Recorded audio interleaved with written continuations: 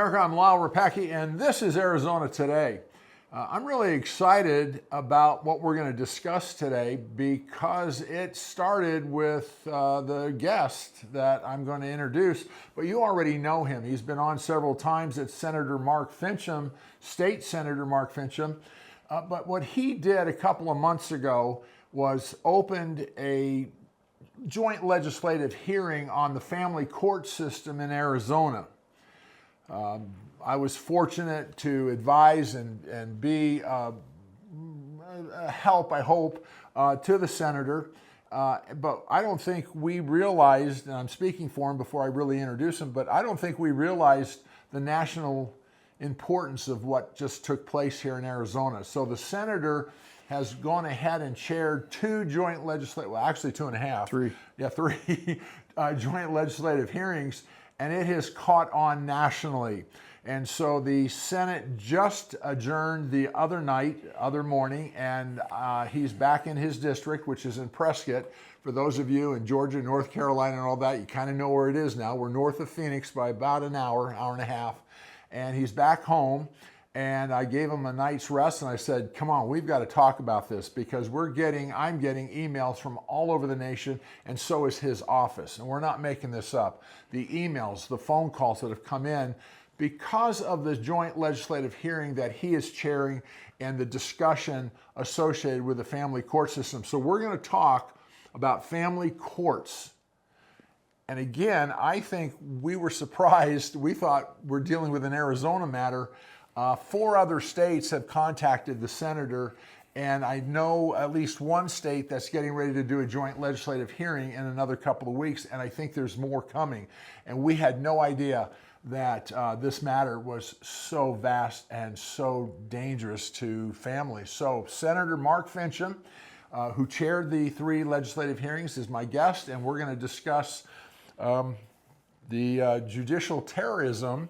How's that? Judicial terrorism in the court systems, at least in Arizona. But like I said, you're going to find out other states have now contacted us, and we're going to talk about that too. So Senator, thank you. You got a night's sleep, and he's ready to go at it again. So thanks for taking some time out from your rest and joining us on Arizona Today. There is no rest for the wicked.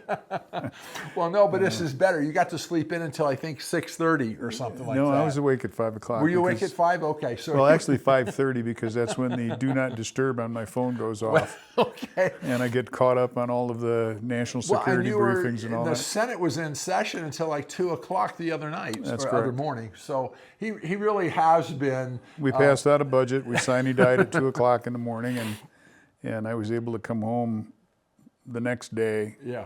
And I've had a day of rest, but now we've got such a prescient issue with family court orders. Yeah.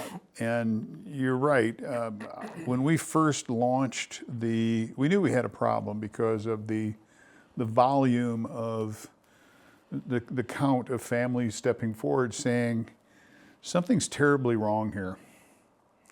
And after hearing probably, 24 of these stories, it became very clear to me that there is at least an undertone of, if not a siren song, we're still gathering information and taking testimony. But I really believe the way to frame this is the civil rights of children are being violated. And when I say that, it's a situation within the family court system where in years past, the focus was supposed to be on what is in the best interest of the child.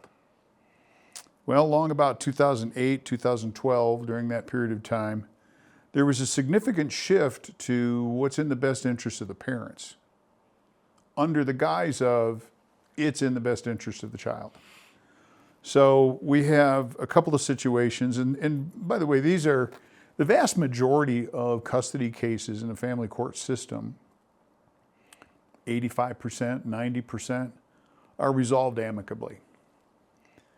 Usually, with compulsory mediation, the parties come to an understanding, and the mediator or the judge, if they have a judge involved, will get to the bottom of what truly is in the best interest of the child. Now, unfortunately, there is that segment, and perhaps it's as small as 2%, where at least one of the parents is a control freak, a narcissistic personality, abusive in many cases. In fact, we've got a number of cases that were domestic violence and even sexual abuse against the children in the family.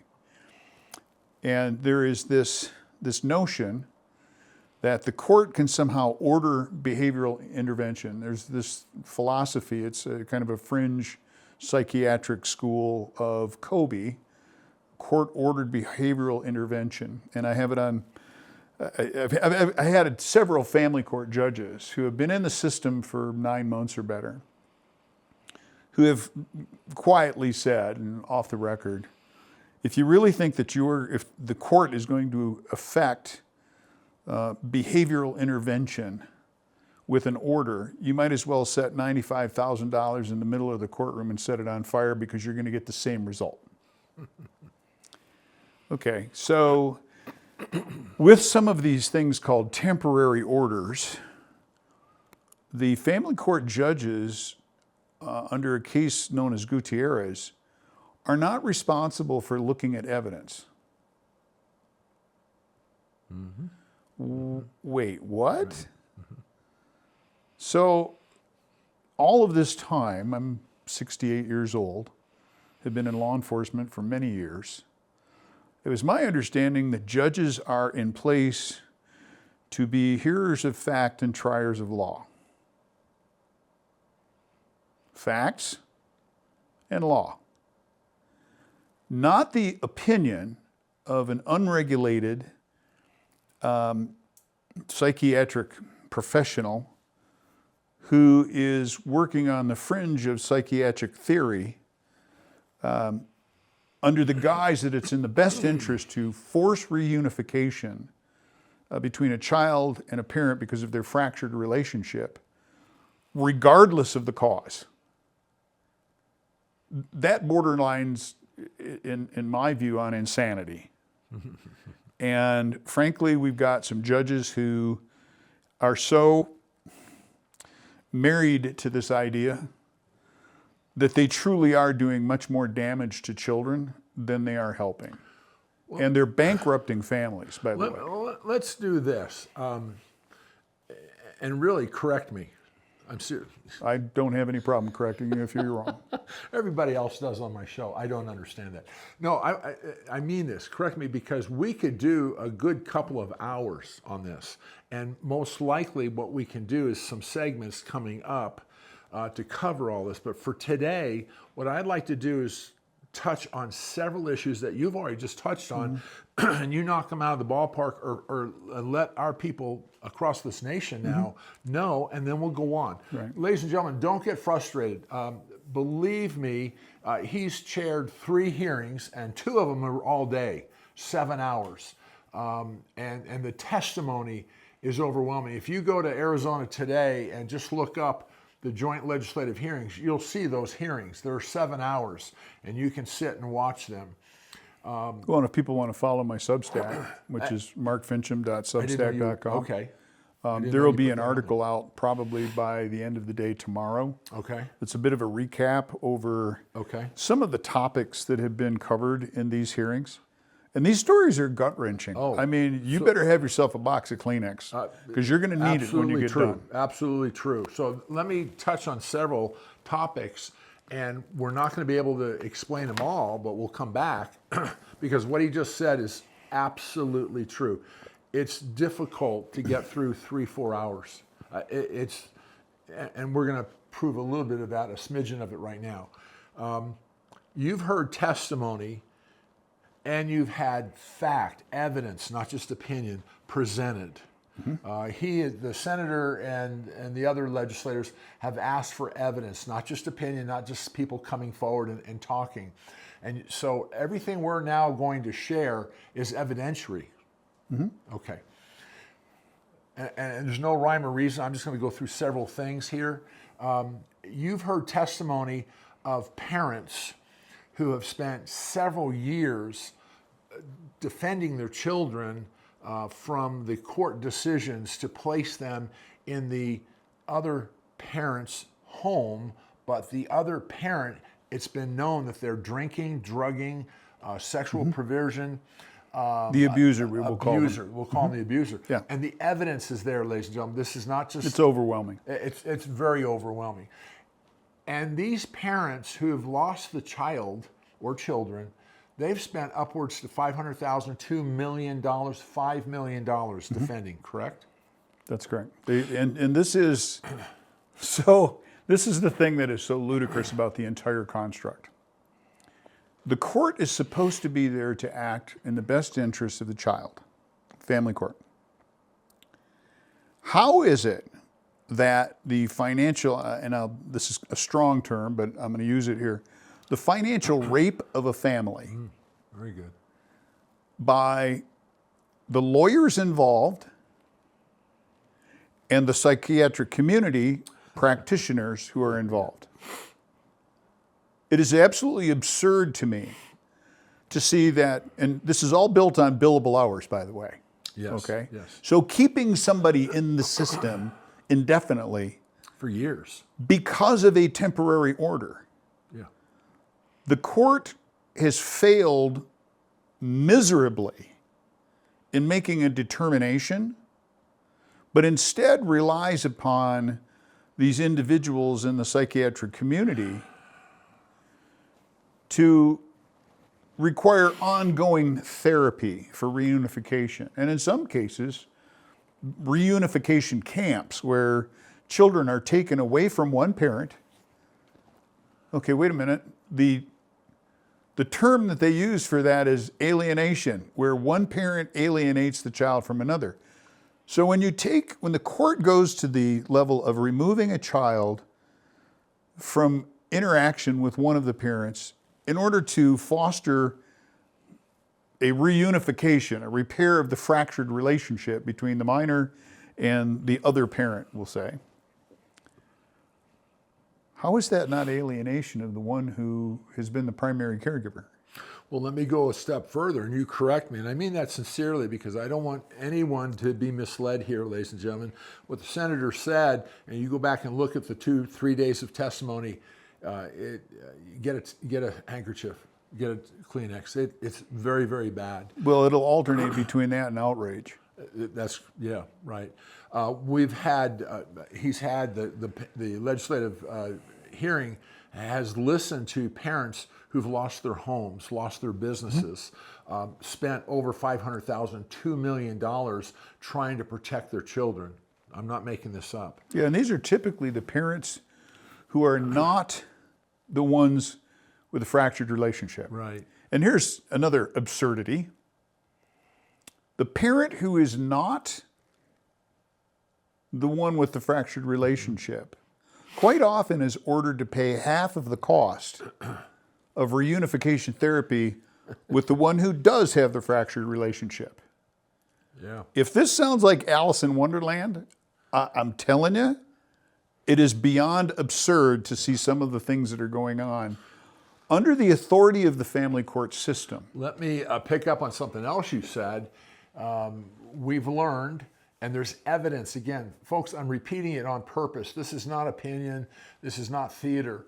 The people who have testified, both moms and dads, have given the legislative panel their testimony, but then submitted evidence, documents to back up all of this. Mm-hmm. And the legislative panel and staff has been very particular going through all the evidence, and you know that behind the scenes, looking at every I, every T, making sure this is not just made up. So what we're talking about here is borrowing from that evidence to share with you right now. So it may seem theatrical, it is not. It may seem made up, it is not. But the names have been changed to protect the innocent. Yeah.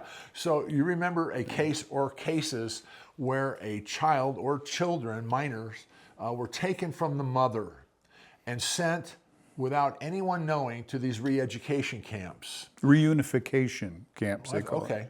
I thought they were re-education. Okay. Well, they're trying to indoctrinate the child into believing okay.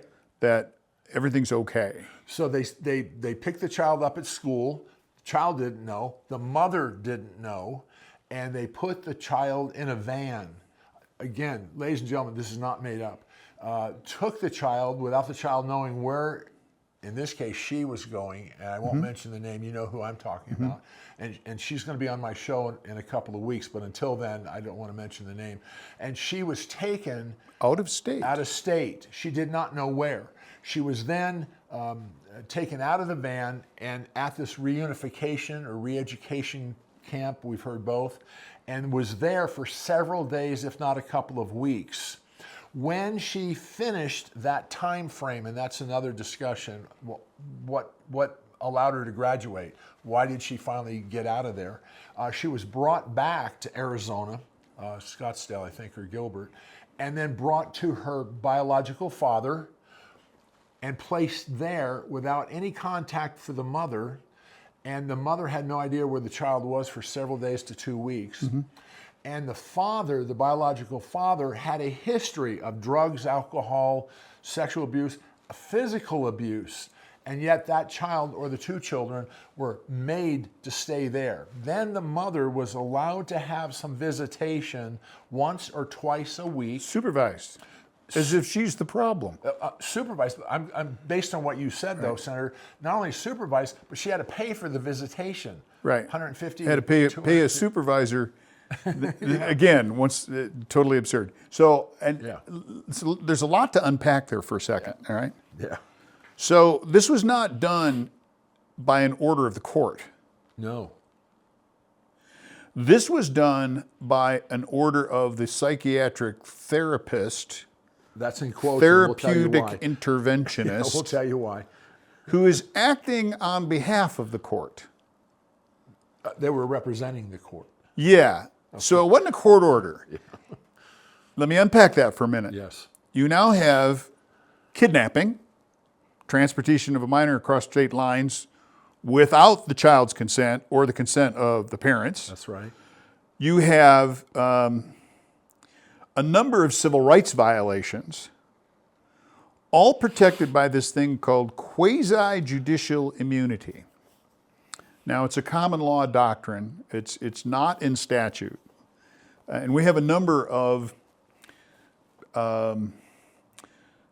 protections, immunities. For example, judicial immunity. You can't sue a judge because you disagree with the opinion the judge comes out with. You can't sue, and true quasi-judicial immunity is intended to cover the court clerk if there's a problem with transcription, the bailiff, an officer of the court. It is a stretch, a big stretch, to include a so-called therapeutic interventionist in quasi-judicial immunity, especially, and this is key to that argument, when that individual is not acting within the standard of practice for psychiatric treatment. There is no psychiatric standard of practice for this Kobe reunification theory. Right. That is a serious problem.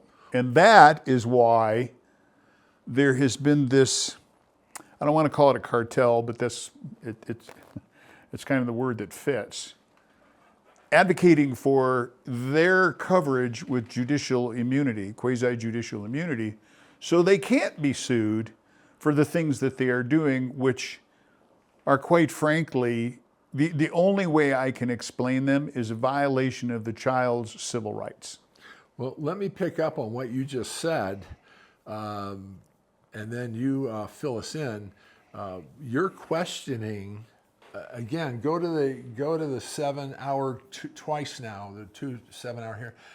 You're questioning of one of these specialists, these forensic specialists. I mean, I was sitting there and I didn't know what to say. I think you're talking about the end of the very first hearing. Yes. Okay.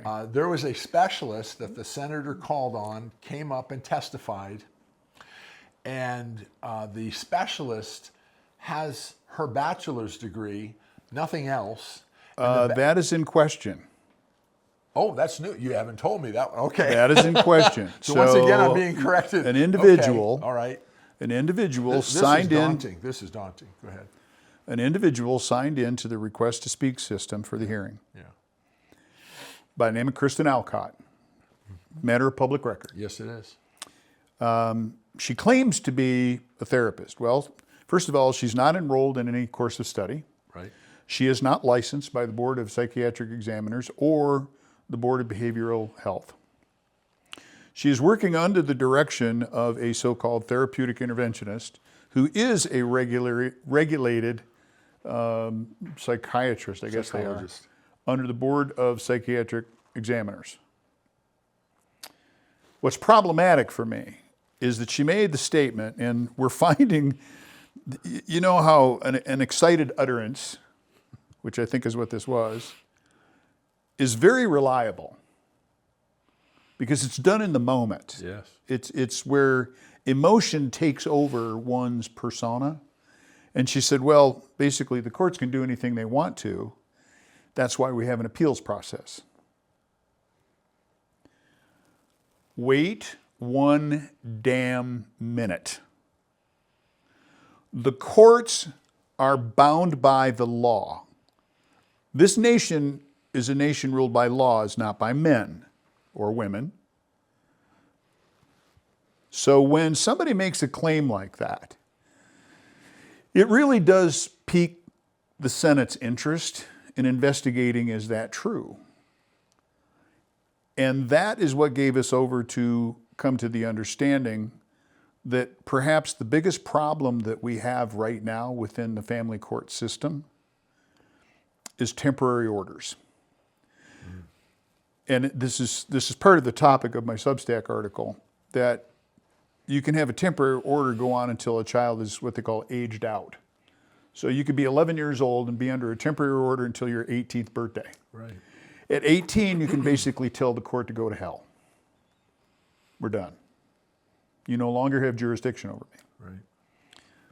Now, going back to the whole reunification camp thing, there's a serious question whether the court has jurisdiction over that child once the child leaves the county.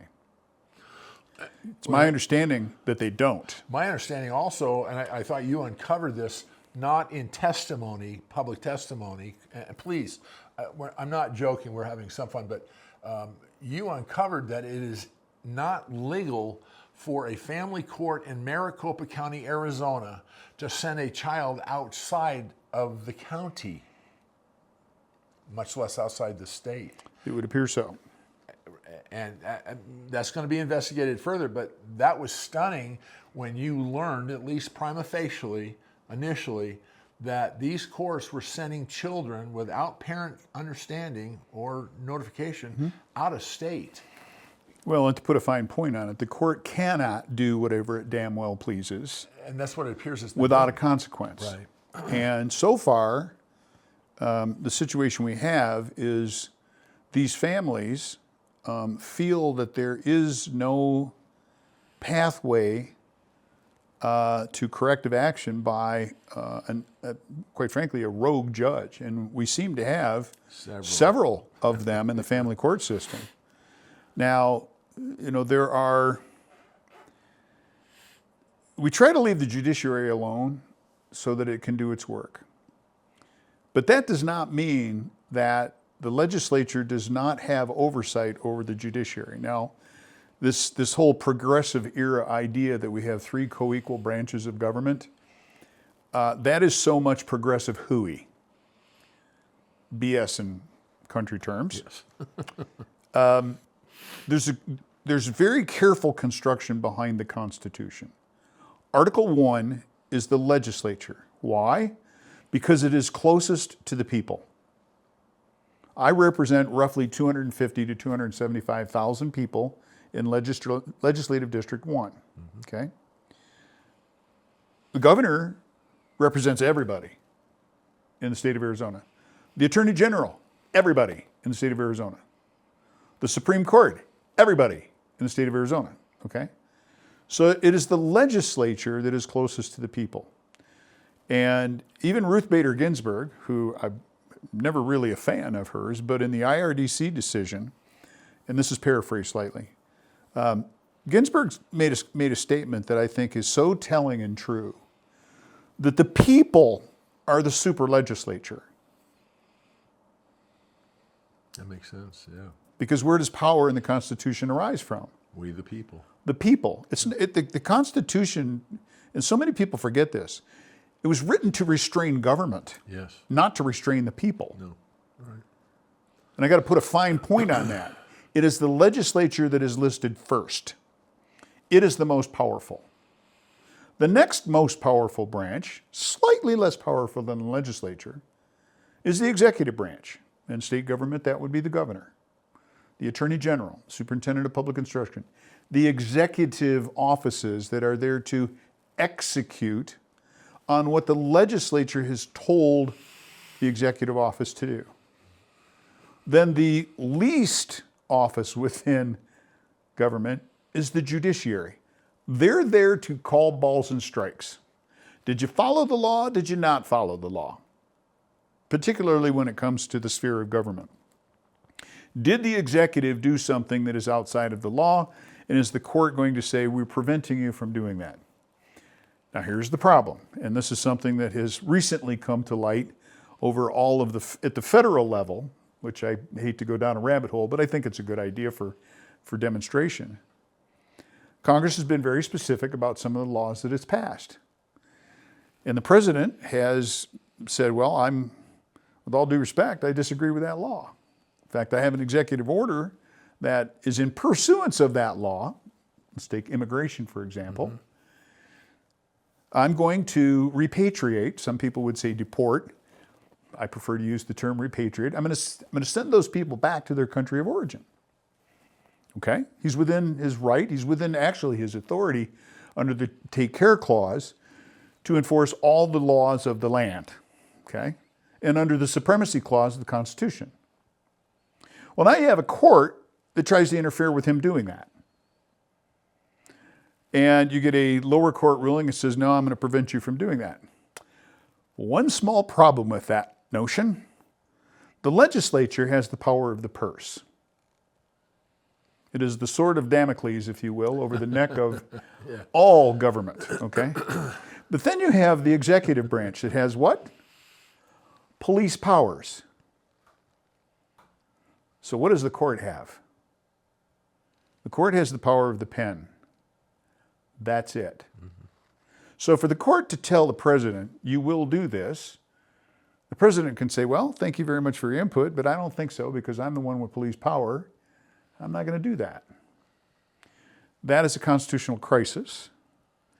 And it demonstrates that when the courts try to influence what is going on in government, their role, going all the way back to Marbury versus Madison, their role is not to make law. It is to opine on whether the law has been followed or not. And in reference to the family court matter that started all of this, what I believe has come forward evidentiary-wise, not just hypothetical or theatrical, but evidentiary, is that the courts appear to be making law in the matter of these children, in the matter of restitution. That's a whole different show because people have lost millions of dollars in this, but also visitation, residential, and all the rest. The courts appear to be making these laws and even violating already on the statute laws. Right. So I was told by an attorney not long ago, the role of an attorney is to poke holes in the law. Okay. Not to follow the law, to argue against following the law. Okay. It's a trade craft. I get it. Yeah. I get it. But children are only children for so long. So justice denied, quite frankly, justice delayed is justice denied permanently for a child. Yeah. So when we have a judge who is engaged in the overuse of temporary orders to influence who has custody of a child, and this very questionable psychiatric theory of Kobe, court-ordered behavioral intervention, we have to come back to square one. What is the job of the court? It is not to administer behavioral intervention and force people to change. Now, there are tools that the court can use when a parent is perhaps not acting in the best interest of the child, but it's not to change the dynamic. It's, for example, you have an abusive parent. Yeah, it's to protect the child. It's like, look, I'm going to curtail the amount of time you get to spend with your child until you get your act together. Now, if that means you're going to have to do a drug drop for the next 3 months every week, okay, that's a behavioral thing that's directed at the parent for misbehavior.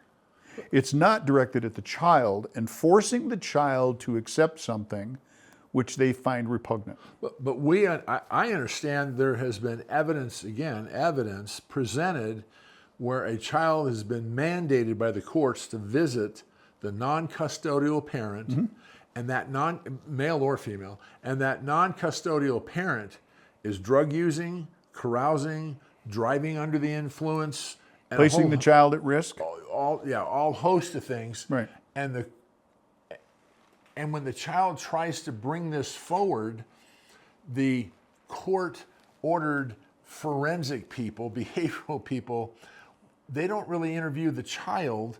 They just say there's be another 3, 4, 5 months of this. Oh no, to the contrary. They tell the child, you're mistaken. You have to engage your parent, With the and parent, improve yeah. that relationship. Yes. Okay, so what happens when, and frankly, we're seeing this with the progression of age with children. There's a thing called mens rea, guilty mind, or a mind of knowledge. The courts have pretty much agreed that until you become an adolescent, and even during adolescence, you don't have that. You don't have an appreciation. That's why you have to be 18 years old to sign a contract. Unless, of course, you want to have a sex change, and it doesn't matter then, even though it's permanent. But there's this notion that a child does not have the capacity to fully understand what they're saying, what they're feeling, and all that. But as the child reaches maturity and is now on the cusp of becoming a recognized adult, quite frankly, in the Jewish tradition, bar mitzvah, you now have this place where they have an appreciation for what's going on.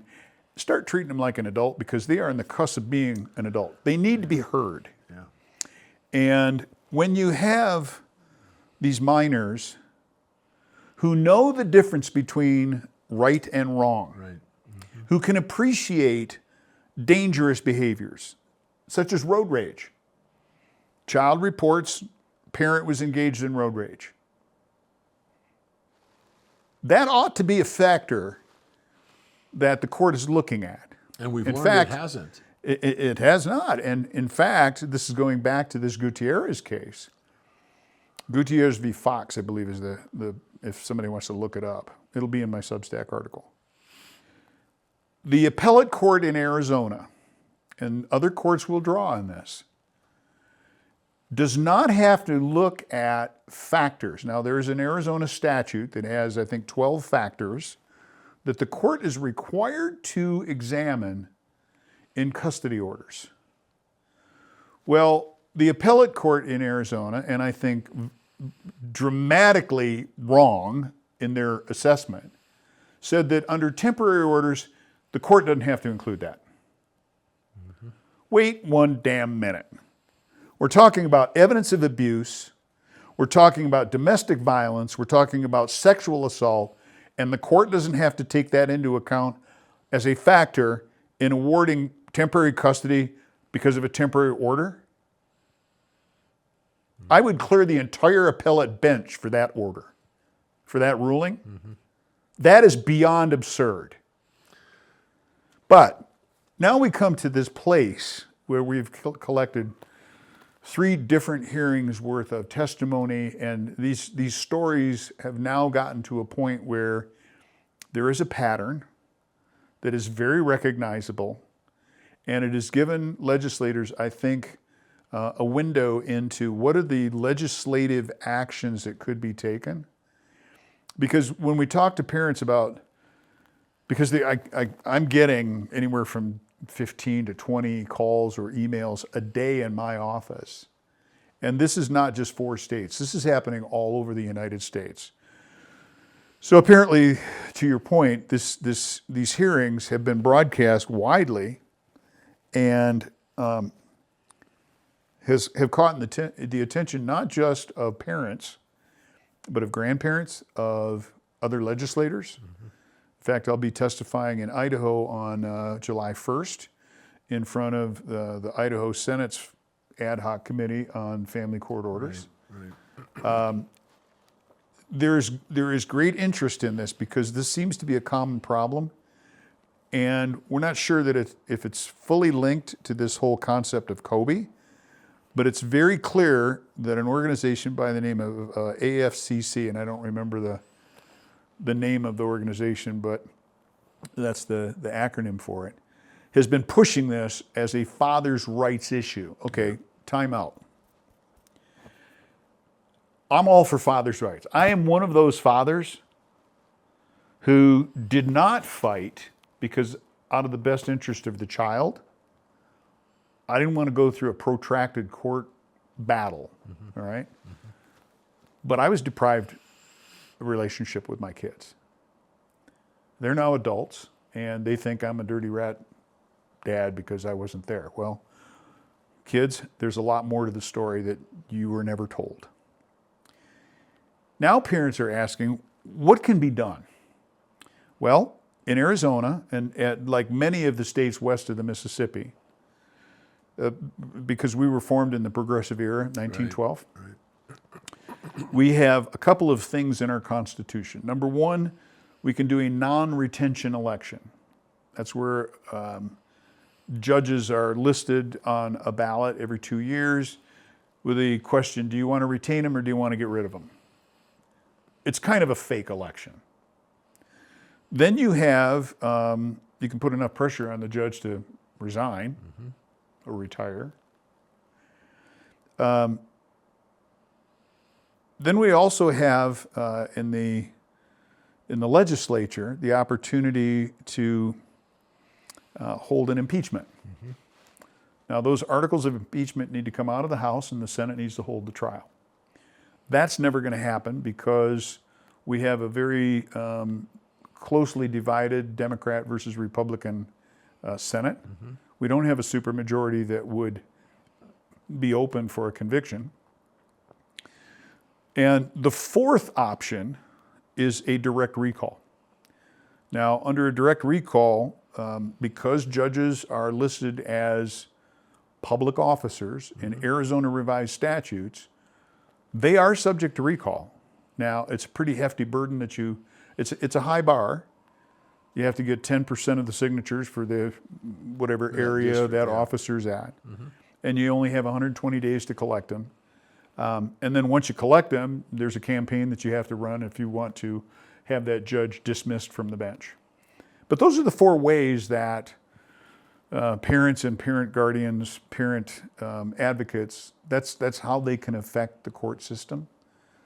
On the inside, the legislature can pass legislation that begins to pen this behavior in. One of those might be a prohibition on Kobe.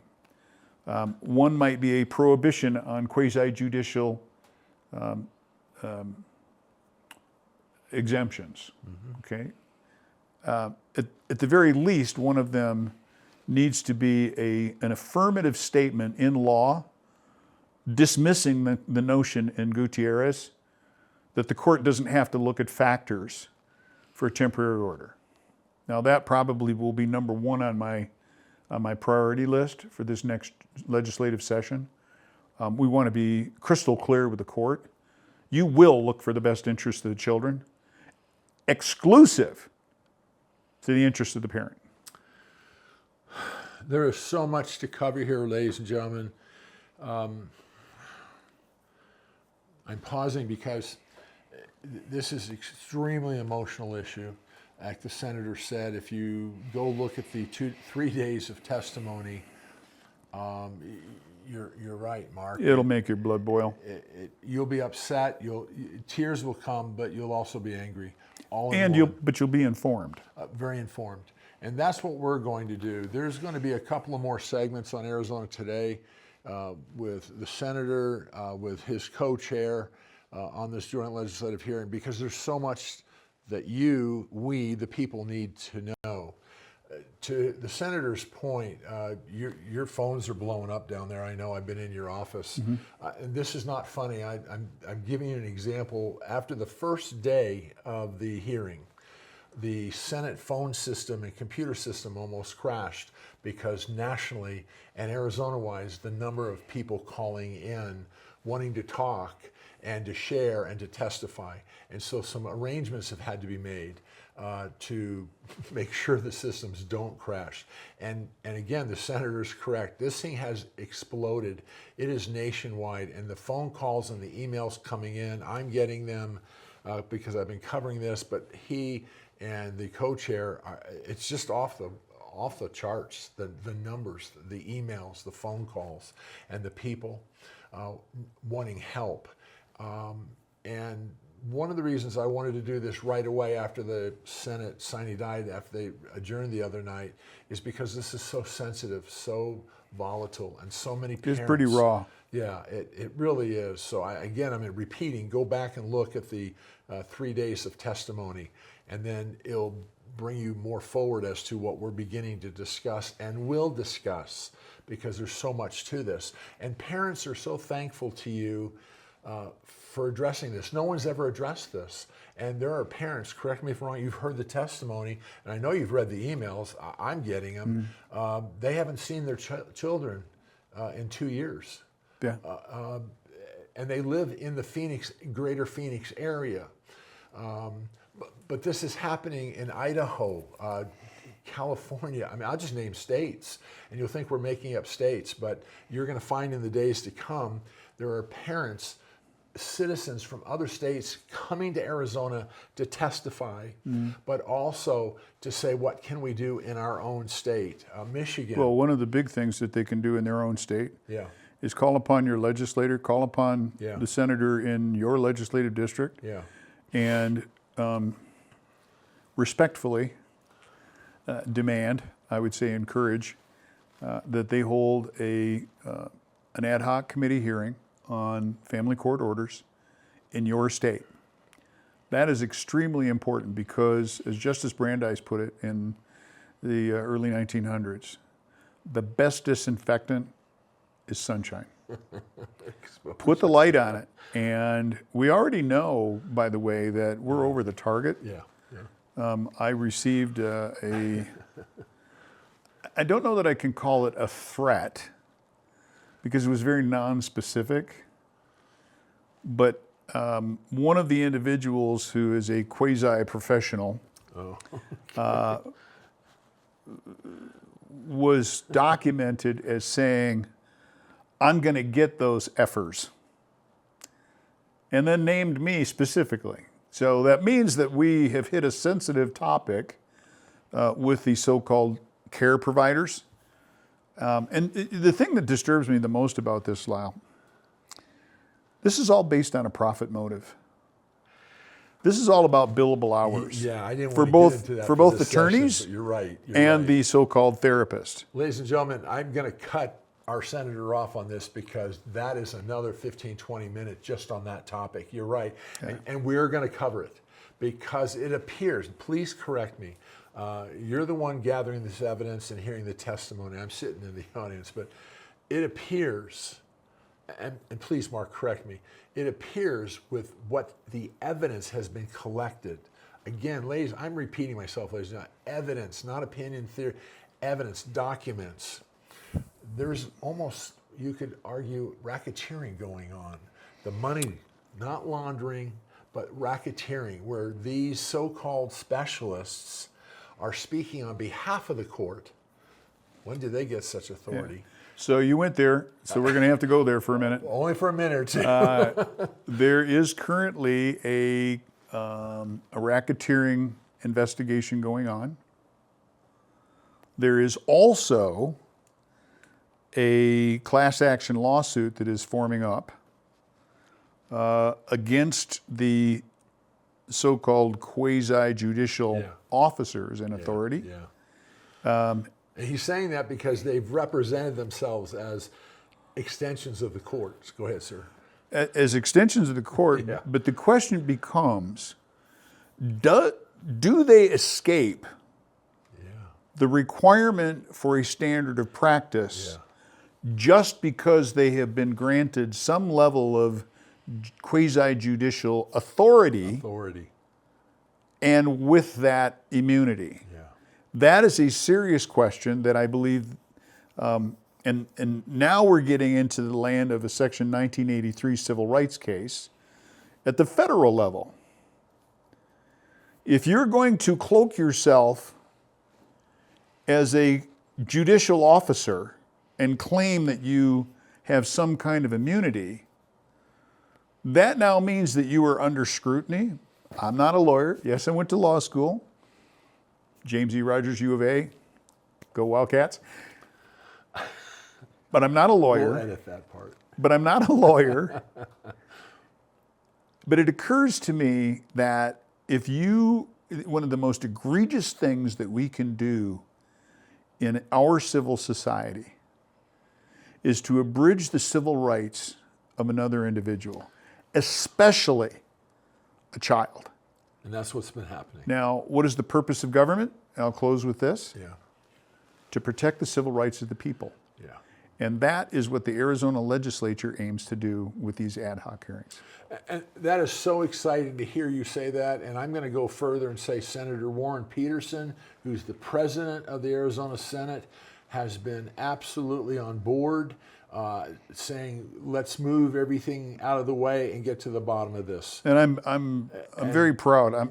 I try not to be a proud man. Go ahead. But I am very proud that President Peterson trusted me enough to do this incredibly sensitive hearing, because there is so much at stake. It's not just the children. It's our very court, the foundation of our court system, the foundation of our system of laws. And I mean that. We are a nation governed by laws, not just by men. Right. And when men and women cannot follow the law, they are not protecting the civil rights of the people. We have anarchy. Senator Warren Peterson, president of the Arizona Senate, really has given this legislative hearing tremendous authority and latitude. And like the senator said, that's really trusting. He really, it's because politically and otherwise, it could have major repercussions. And it's plutonium. It's going to. It's plutonium. And I think it's going to. We're just barely touching this, ladies and gentlemen. We didn't mean to play with you or tease you on this. This is so vast, so multidimensional. But the phone calls, the letters, everything coming, it required us to start to get some information out to you. Not just the information from the legislative hearing, which you can go back and see, and that was pretty revealing in itself. But to sit here like this and really begin to share some things, if you will, behind the scenes a little bit, kind of what we've uncovered. And we're going to do some more, because this is national, and the senator and his colleagues have really, I think, touched just the tip of the iceberg, and it's unfolding in every hour, every day. Well, and until we reach a solution set that solves the root cause, I mean, this is all root cause analysis stuff. Well, and until we reach a solution set that addresses the root cause of the abrogation of the civil rights of children, 2, the security and best interests of children, and 3, putting an end to the financial attack that so-called officers of the court have engaged in. Until we have that solution set in place, our work will not be done. So I'm going to leave it with that, but we are coming back to address this issue on a couple of occasions. There are, I think, 2 more legislative hearings you've scheduled. They will be covered. I'll post them on Arizona Today. The Senate, the Arizona Senate covers it. So please stay tuned for all of that. But this type of personal discussion, we're going to do a couple of more because there's just so much. And I really hope you did not sense that we're just teasing with you today. This is so complex and there's so many aspects to it that we just wanted to drop some of it today because we've gotten emails and phone calls from people in Minnesota and other places saying, will you please talk to us? Will you please give us some more information? And so we're trying to get this out now, and that's what's going on here today. So I'm very grateful to the Senator for taking time out, coming here and opening this part of the discussion. He's been on for 3 long days of the hearings, but now we're beginning to discuss it from a little bit more of a personal standpoint. And so I hope and pray you'll tune in. I'm Rapacki, and on behalf of my guest, Senator Mark Finchem, this is how I see things from Arizona today.